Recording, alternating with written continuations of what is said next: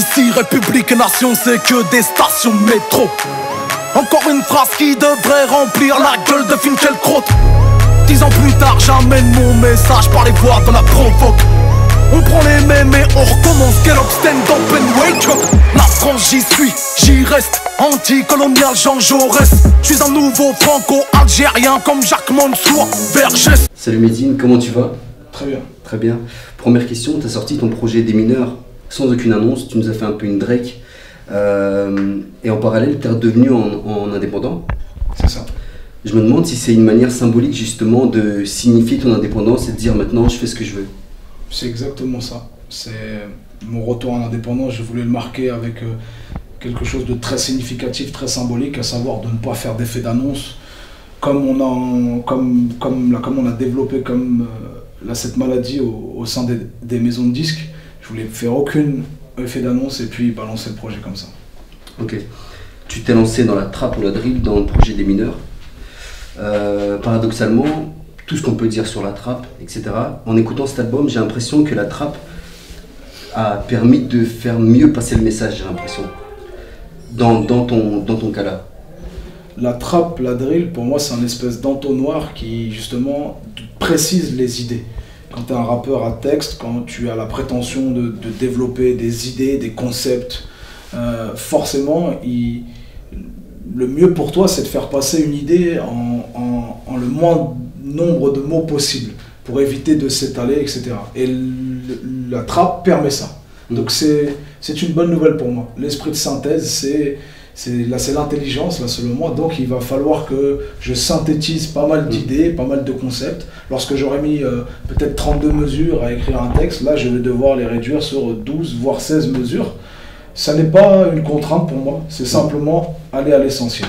Et t'as pas peur justement que des mauvais esprits, vu que c'est synthétisé, peuvent l'interpréter à leur manière et peut-être amalgamer un discours qui est réduit finalement grâce à la trappe? Moi j'ai confiance aux auditeurs là, du rap français qui sont de plus en plus aguerris, avertis même d'ailleurs, et qui ont la ressource, qui ont l'intelligence nécessaire pour avoir le recul sur un morceau de rap quand il s'agit de provocation, quand il s'agit d'apologie, quand il s'agit de fiction.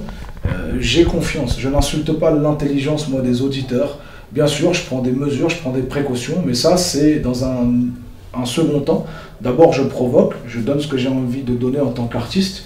Je n'insulte surtout pas l'intelligence des auditeurs. Et derrière, je ne fuis pas le débat. Là, c'est ma petite recette à moi. Le terrain du débat n'est jamais fui. D'accord. Dans le morceau Grand Medine, tu dis « Ma paroisse, c'est Dine Record, je suis bon qu'à garder prod ». La question que je me pose, c'est est-ce que c'est une manière finalement de mettre les points sur le i, de dire au public que tu n'es pas forcément la voix des sans-voix dans l'espace politico-médiatique, tu es un artiste et qu'il ne faut pas trop te mettre... Non, cette phrase n'avait pas ce sens-là. Cette phrase fait écho à ce que je dis juste avant. Je ne suis pas le MC de ces bobos gauchistes, c'est un truc comme ça. Voilà, ça intervient dans un contexte particulier où il y a des gens justement qui souhaiteraient que j'appartienne à leur idéologie, à leur courant, à leur mode de pensée et que j'en fasse la promotion parce qu'ils pensent qu'ils ont le message ultime pour toute l'humanité. C'est bien, c'est bien pour toi, sauf que moi je n'ai pas besoin d'être encarté ou dans une église ou dans une chapelle en particulier pour représenter des valeurs de bienfaisance, de m'inscrire dans une communauté de bienfaisance. Je n'ai pas besoin de cette église ou de cet encartement-là. Ma seule église, ma seule paroisse, c'est Dine Records. Dine Records qui est une entité historique à laquelle j'appartiens. C'est des amis d'enfance avec lesquels j'ai grandi. On ne partage pas tous les mêmes idées à l'intérieur, heureusement, comme dans tout groupe d'êtres humains. Mais c'est celle que j'aimerais véhiculer comme entité si je devais appartenir à quelque chose. Voilà, mon nom de famille, c'est Dine Records. D'accord. Dans le même morceau, tu dis « Je vais tuer ce métier comme un bouquin de Mathias Cardé ». Moi, je me pose la question, c'est sur quel point tu es d'accord dans sa vision du rap? Je suis assez d'accord sur le constat avec Mathias Cardé, sur les éventuelles dérives que peuvent amener cette musique, sur la récupération aussi qui a pu s'opérer à certains moments. Là où est-ce que je suis en rupture, c'est sur Pendant les bails démoniaques, tout ça, là, avec Akhenaton et tout, non? Oh, même ça, c'est pas dans le bouquin, ça.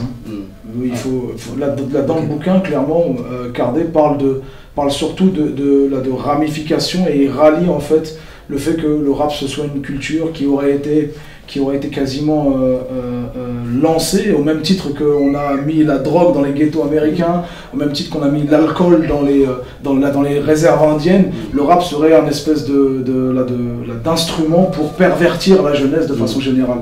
Donc moi je suis beaucoup plus nuancé sur ça, voire même en rupture.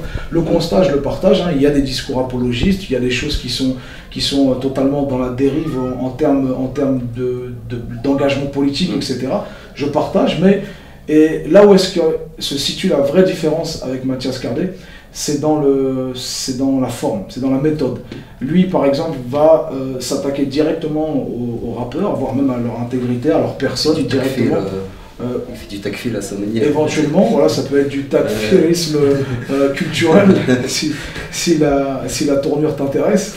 Moi, en fait, je suis plus sur les idées. Je combats les idées en proposant d'autres idées, non pas en étant uniquement dans la dénonciation de ces dérives éventuelles. Voilà.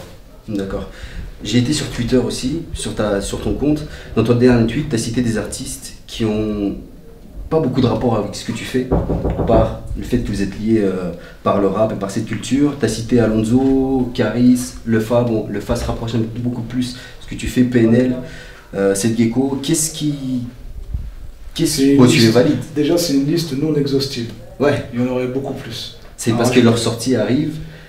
C'est pour ça que tu dis la haute saison. C'est ceux qui sont actuellement sous les feux de la rampe, qui sont assez productifs. Donc je rappelle, il y avait Alonso, il y avait Seth Gecko, il y avait Caris, PNL et Lefa.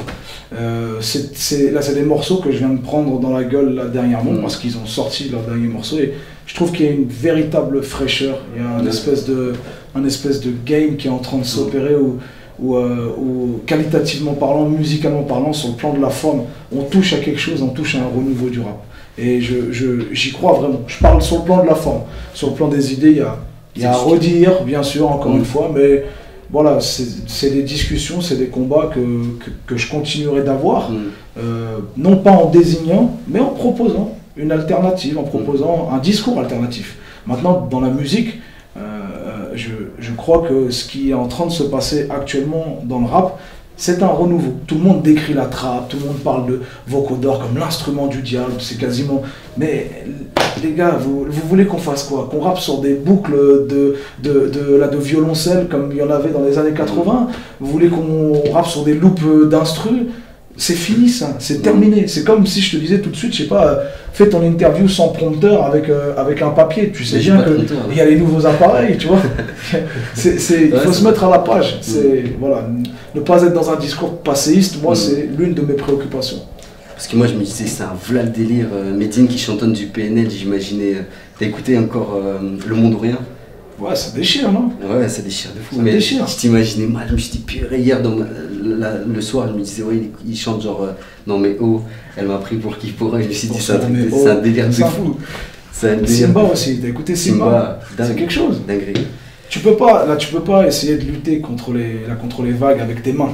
À un moment donné, il y a une culture qui est en train de se répandre et qui, selon moi, dans le discours, a de la rédemption. Alors, bien sûr, tu as les détracteurs du rap et ceux qui sont les ultras, soi-disant, d'un mouvement engagé, alors que le rap, en réalité, c'est beaucoup plus nuancé. Ça s'est construit sur des vestiges et de l'engagement via les droits civiques, mais aussi du divertissement via les blocs parties, etc.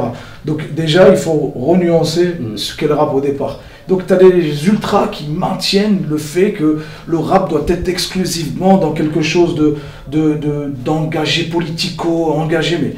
Mais gros, à leur façon, PNL, ils sont en train de montrer, je sais pas, une espèce de virilisation des quartiers où on s'autosuffit, on s'autogère, on te renvoie au visage les a priori que tu peux avoir. C'est une forme de transgression. C'est une forme de provocation, voilà. Vous allez me dire que j'essaie de ménager la chèvre et le chou, mais moi c'est dans mon éducation d'essayer de trouver le meilleur chez les personnes, et ce sur quoi on est divisé, ce sur quoi on n'est pas d'accord, eh bien le laisser. Et si on n'arrive pas à trouver un terrain commun, eh bien on ne travaillera pas ensemble, on ne s'entendra pas. Mais je continuerai à respecter les personnes et à combattre les idées. D'accord. Tu cites plein de personnages publics, que ce soit dans des clips, etc., Frédéric Aziza, Caroline Forest, tout ça, qu'on appelle intellectuels parce qu'ils envoient tous les chapitres dans les médias. Tu leur reproches notamment d'essentialiser des thématiques comme l'islam, l'identité, le rap aussi. Moi, je te pose la question, prenons le rap par exemple. Est-ce que tu ne trouves pas que l'essentialisme vient d'abord en son sein du rap? Parce qu'en fait, personne ne s'exprime, personne n'a un sens autocritique au sein du rap, et finalement ça donne voix à des personnes qui connaissent rien au truc et qui permettent de le caricaturer. Alors déjà, il y a des paradigmes qui sont différents. Tu as le regard que les médias généralistes ont du rap, tu as le regard que les médias spécialistes en ont, et tu as la vision que les artistes eux-mêmes voudraient donner aux gens. Tu as différentes sources de débat. Concernant les médias généralistes, eh bien, il y a encore une espèce de caricature qui s'opère depuis longtemps, depuis l'époque de Nagui et Fab sur le plateau de Taratata, et on continue à le voir aujourd'hui dans On n'est pas couché, avec une espèce de balai où est-ce qu'on invite des rappeurs, qu'on leur pose tout le temps les mêmes questions, qu'on les ramène tout le temps à des sujets de société qui sont au final la plupart du temps des conséquences d'un produit politico-médiatique c'est surtout le résultat de ça, et on demande aux rappeurs de répondre des dérives qu'on a peut-être nous-mêmes orchestrées en tant que médias et en tant que politique. Donc c'est assez marrant de voir ce balai-là, donc très caricatural. Les médias spécialistes, aujourd'hui, il y a une certaine forme, selon moi, de polarisation. Tu as ceux qui se revendiquent crédibles sur le terrain, qui n'en font pas forcément un commerce et qui sont dans la passion, qui partagent cette passion. Tu as ceux qui en font carrément un business, donc forcément ça passe par des accords avec des grands groupes, avec les majors, etc. Donc ça biaise un petit peu la qualité de critique que pourrait avoir un média spécialiste. Et puis tu as aussi une autre espèce qui se développe depuis un certain temps, le média élitiste, celui qui pense être la douane du rap français, qui va faire la pluie et le beau temps, alors que tu es un espèce de bobo parisien, tu as le cul dans un rocking chair, et depuis ton studio, tu crois pouvoir donner des conseils aux uns et aux autres. On va te rappeler, nous, c'est quoi le rap de rue. On va te ramener dans la rue, on va te tirer par les oreilles, on va te montrer, tiens, sans le rap, ce que c'est. Crois-moi que là tu auras un autre regard critique, beaucoup moins élitiste que certains médias spécialistes aujourd'hui. Et puis tu as les rappeurs qui finissent parfois par avoir les symptômes de ce qu'ils prétendent combattre, justement. Ils finissent par développer une forme de maladie, ils s'auto-caricaturent eux-mêmes parfois. Ils rentrent dans cette caricature-là. Même moi, à un moment donné, j'avais cette manie d'utiliser le terme rap conscient. Je fais du rap conscient. Là j'arrive en interview, c'était oui, je fais du rap conscient. Parce qu'il fallait être dans une belle case. Les journalistes te renvoient toujours il faut que tu sois dans une case pour que je comprenne ton projet.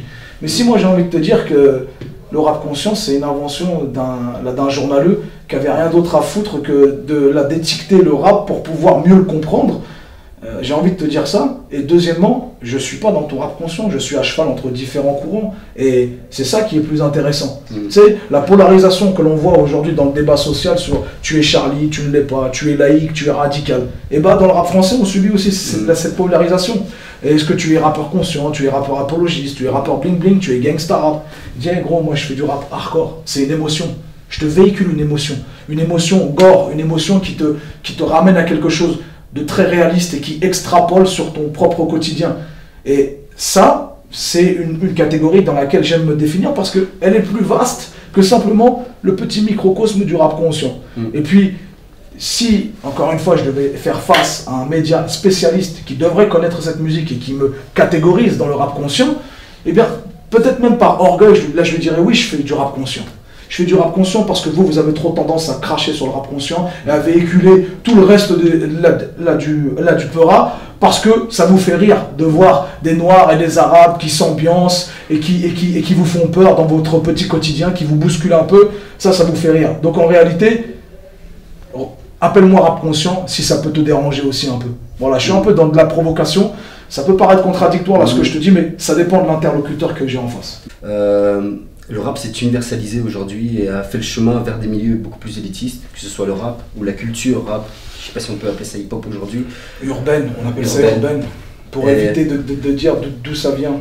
Tu sais, c'est un mot un peu valise. Ouais. La culture urbaine. Encore, tu vois, encore un terme de journaliste selon moi. Encore un terme de responsable de galerie d'art qui a dit qu'il faut que je classifie éventuellement ce genre pour qu'il puisse avoir une place dans mon truc. Mais c'est pas de la culture urbaine, c'est du rap mon pote. C'est du rap avec tout ce que ça implique, avec ce que ça implique comme électrochoc sociétal, avec ce que ça implique comme électrochoc sur le plan intellectuel, de la provocation. Tu ne veux pas dire le mot rap, je vais te ramener le mot rap au visage. Et ma question, après cette belle clarification, t'as pas l'impression que le patrimoine culturel des milieux élitistes a du mal à faire chemin inverse vers des milieux populaires qui gardent un côté très conservateur? Ouais, qu'on nous voit un espèce de rat de laboratoire, que ce soit un truc exotique. C'est exotique de ramener des graphes dans des galeries d'art aujourd'hui.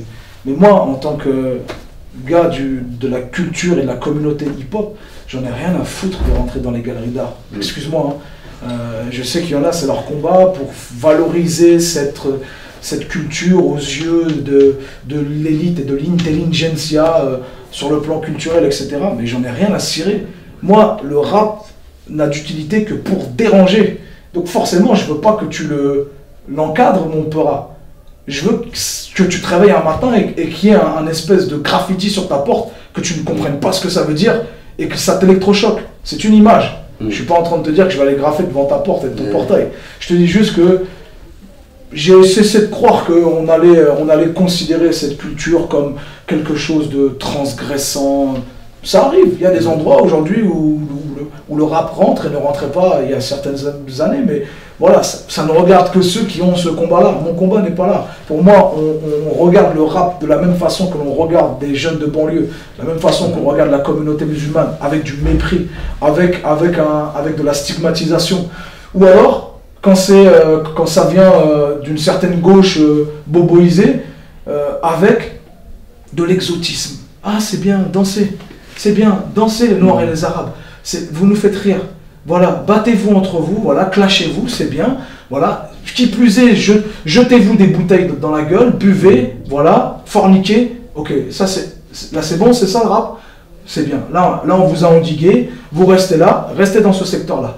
Par contre, quand tu commences à dénoncer des problématiques sur le plan social, etc., non, là c'est plus du rap, là c'est de la politique. Il dit, allez où votre liberté d'expression, les gars? Pourquoi à l'un tu dis ok, à l'autre tu dis pas ok? L'un de mes combats, c'est que tu acceptes le mot rap comme tu n'acceptes plus aujourd'hui le mot musulman, le mot immigré, le mot arabe, le mot noir. Là, c'est des réalités, et mal nommer les choses, c'est rajouter au malheur du monde, selon moi. Enfin, selon moi, selon l'autre, plutôt. D'accord. Et dans une interview, tu disais qu'on ne pose jamais la question si tu étais heureux. Ouais. Moi, j'ai envie de te poser la question, qu'est-ce qui te rend malheureux? Ça, c'est une bonne question, mais elle est chiante, ta question. Je préférais celle d'avant. Hein. Qu'est-ce qui me rend malheureux? Eh bien, c'est d'être dans ces questions sur le plan religieux, sur le plan politique, et de me dire que je vais peut-être échouer à laisser quelque chose de meilleur pour mes enfants.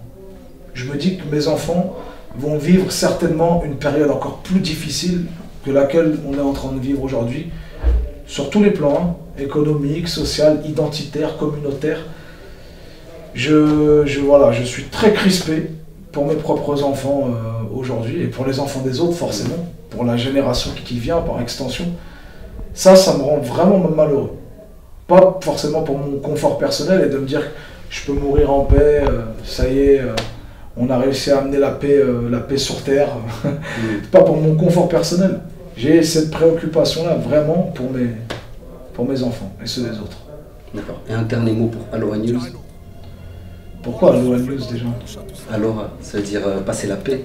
Passer la paix. Eh bien écoute, ce sera le dernier mot. Salam. Khalif, qui vient d'apprendre à lire ne peut enseigner. Khalif, mode, qui veut pouvoir courir doit savoir marcher.